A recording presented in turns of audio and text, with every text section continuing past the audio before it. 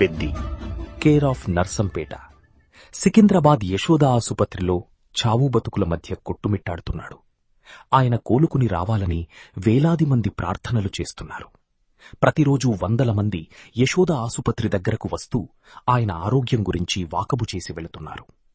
గుండెపోటు, ఆ తర్వాత మెదడిలో రక్తనాళాలు దెబ్బతినడంతో ఆయన ఆసుపత్రిలో 3 రోజులుగా మృత్యువుతో పోరాడుతున్నాడు.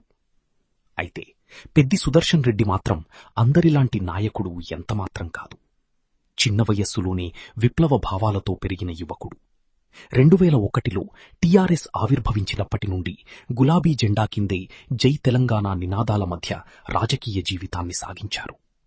ఉద్యమకాలంలో ఎన్నో కేసులు, ఆటుపోట్లను చూసిన ఆయన తెలంగాణ వచ్చాకి పెళ్లి చేసుకుంటానంటూ ప్రమాణం చేశారు. అదే మాటపై నిలిచి 2018లో 4 పదుల వయస్సు దాటాక వివాహం చేసుకున్నారు.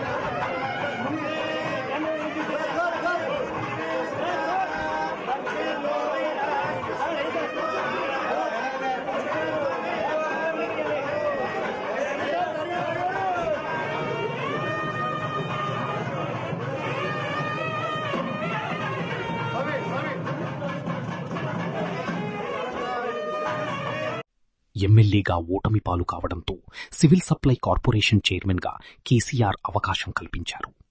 ఎలాంటి వేతనం తీసుకోకుండా తన బాధ్యతలు నిర్వహించి తన స్పెషాలిటీ చాటుకున్నారు.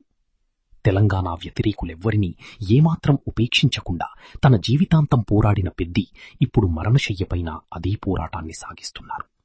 తెలంగాణ పోరాటంలో విజయం సాధించినట్లే ఆసుపత్రిలో జరుగుతున్న పోరాటంలోనూ విజేతగా పెద్ది నిలవాలని టీవీసీ తెలంగాణ మనస్ఫూర్తిగా కోరుకుంటోంది.